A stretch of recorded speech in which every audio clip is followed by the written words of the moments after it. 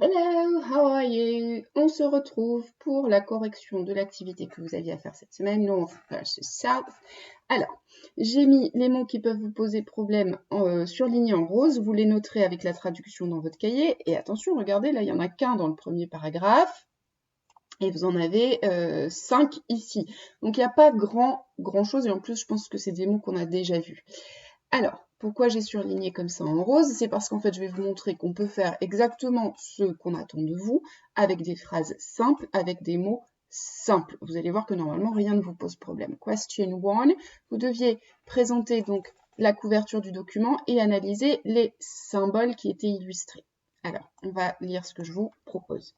On the cover of the book, there is an illustration showing two very important and symbolic elements, factories and pies. So you've got factories and a pie here. Factories are an explicit symbol of the industrial north. Évidemment, c'est explicite, hein, ça ne représente que l'usine en elle-même. The area from Manchester to Leeds became industrial centres in the 19th century, so the north of England is here. From the 1970s onward, these areas have suffered from the decline of industry.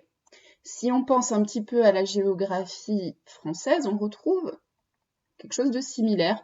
Au nord de la France, donc on avait pas mal d'usines, hein. Il suffit d'aller à Roubaix, à Tourcoing, bon à Lille, il y en a vraiment plus beaucoup qui n'ont pas été transformées, d'accord.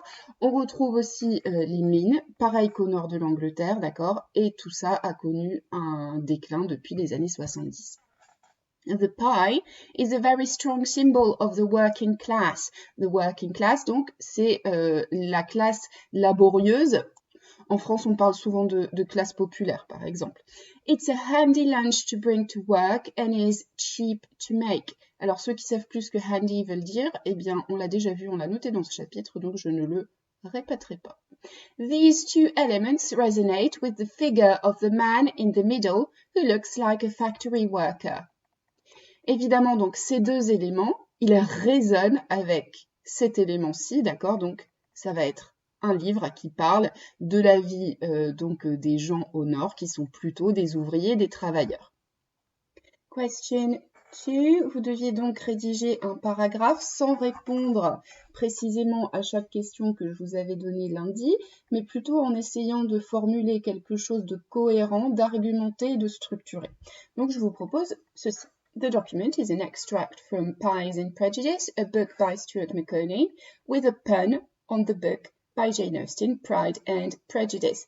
Pun, c'est le jeu de mots, d'accord? Donc Pies and Prejudice, Pride and Prejudice, évidemment, il y a une sonorité très proche. Reading the text, we understand the author is from the north because he describes the region with sentimentality and positive words like warm or romance. Quand vous avancez une idée, pensez à la justifier et à citer des petits éléments du texte. According to him, the north of England represents the true heart of the country, where northerners find home and truth. For Londoners, the north is a horrible place where the weather is terrible and people are poor. But for Maconie, the south doesn't even exist. Even qui veut dire même. Donc pour lui, en fait, le sud n'existe même pas. Pourquoi il n'existe même pas? La suite. He thinks there is no common identity in the south, and he strongly defends his own region against the stereotypes created by Londoners. Donc ce qu'il nous dit, c'est que dans le sud, selon lui, il n'y a pas d'identité commune, alors que dans le nord, oui. Il critique les stéréotypes créés par les londoniens. Et attention, la suite est intéressante. His text is a tribute to the north, and he tries to convince people that his region is the best. Doing so, he reinforces the stereotypes applied to the south of England. Et en fait, on comprend qu'en luttant contre les stéréotypes, eh bien, il en crée d'autres, il renforce les stéréotypes qui sont appliqués au sud de l'Angleterre. Si vous vous souvenez, sur la carte qu'on avait étudiée, le sud de l'Angleterre, c'était l'élite, c'était l'élite financière, etc. Alors qu'au nord, eh bien, c'était des travailleurs, c'était des pauvres, c'était... Ici, ils sont présentés un peu comme des héros, alors qu'au sud de l'Angleterre, l'auteur les présente, alors c'est un texte humoristique, hein, d'accord, il y a une partie d'humour, mais il les présente comme des gens qui n'ont pas d'identité commune, qui ne partagent rien, etc. Donc il renforce les stéréotypes tout en cherchant à lutter contre les stéréotypes qui sont appliqués à sa région.